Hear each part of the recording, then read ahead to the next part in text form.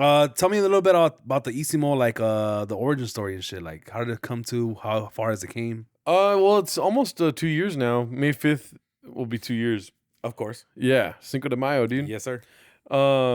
Basically, it's not a real Mexican holiday, but anyways, go ahead. I don't know if you guys know, but I had another podcast called Josh Rardo, and so Josh Rardo ended after around 2 years, and so, but we didn't have any listeners or anything. It was kind of like whatever.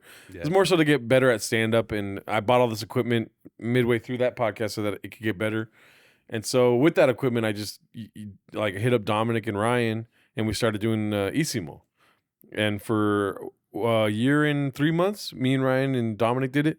And then Dominic became a bitch. And then Melvin. We heard about that last time when Melvin was there. Yeah, I heard about that. Yeah, it's a bitch move, Doug. If you're listening. What's his He's name? my biggest fan. So what's his name? Just playing. What's his name? The guy? D-Dog. Dominic. D-Dog. Fuck you, Dominic. I'm just, no. We got these hands for you, dog. What's up, dog? Nah, we don't fuck with you.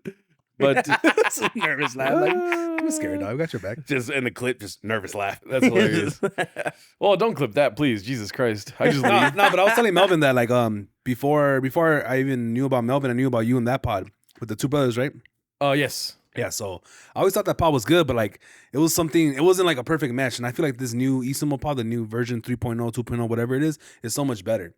Yeah, I tried to be fans of both of them, but you guys just started excelling and being so much better. I'm like, you know what, I'm actually think I'm more a fan of this one. How to unfollow the other one? Yeah, well, there's a lot of different people in the world, you know, and so like the original version of Isimo on paper is a lot more successful than this version of Isimo. I am a kind of person that agrees with you and think it's way better too. And I fucking enjoy doing it every time I do it, as opposed to like kind of pulling throughs a couple times here and there. Yeah. Every time we fucking get together, I enjoy doing it, and I look forward to doing it every time. It's fun, right? Yeah, it's fucking dope.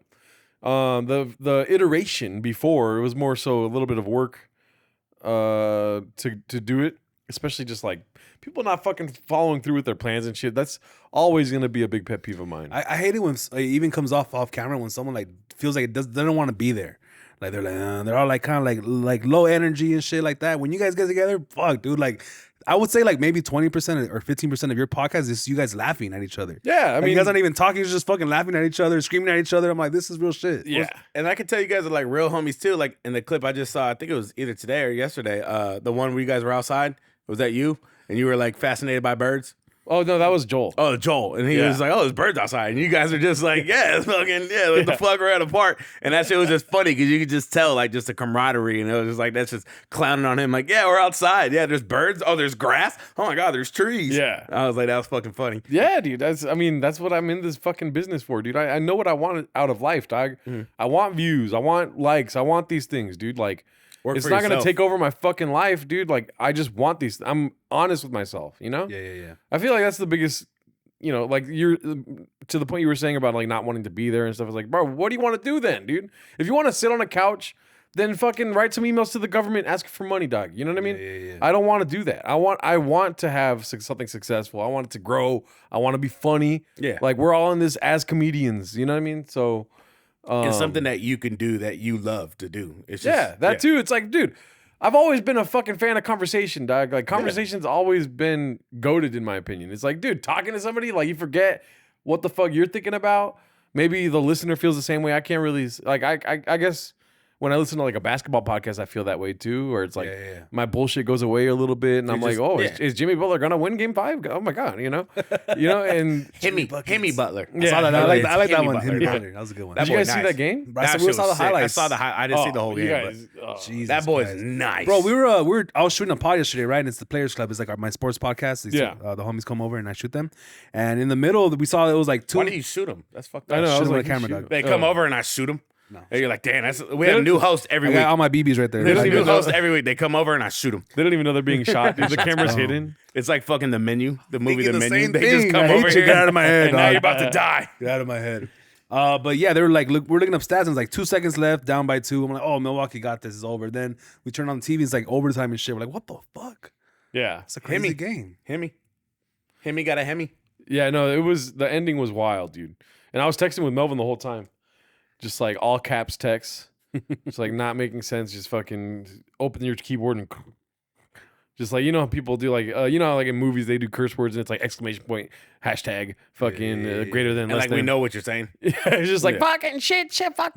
Yeah, before we get too far away from the Isimo, I think Joel to me is like a secret weapon, dog. Mm-hmm. He's like Austin Reeves. He's like fucking AR-15. He's like a fucking a guy that you didn't expect that comes out of nowhere, and then there's some pods where he controls the pod, like the whole fucking flow is through him and shit. Oh yeah, I love that.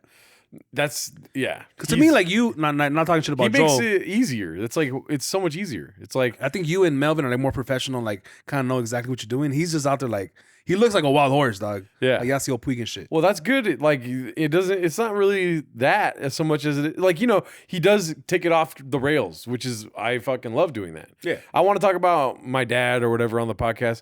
Then we end up talking about recycling and fucking bees for 45 minutes. Wild card. And it's like, the vulnerability of like talking about something and then, trying to cover that up with some other fucking random thing that you're thinking of on the spot creates easy moments of at least like 30-second comedy, which is what promotes your podcast, what helps you get clips. More viewers. I feel like that's just kind of the same thing as far as like, comedy and just humor and stuff in a way. Like some people find a way to like hide their like, you find like humor in everything. Yeah. So like you kind of hide the pain or hide the hurt or hide whatever you're going through and just make a joke about it. Yep. And it makes it funny. Some people, that's how you cope with it. Might not be the best way, but it's just, how some people cope with it. You just like go on a deep, dark thing and you can open up, be vulnerable, and then at the end just fucking punchline and say some funny shit. You're like, all right, well, never mind then. At the end of the day, like. Yep.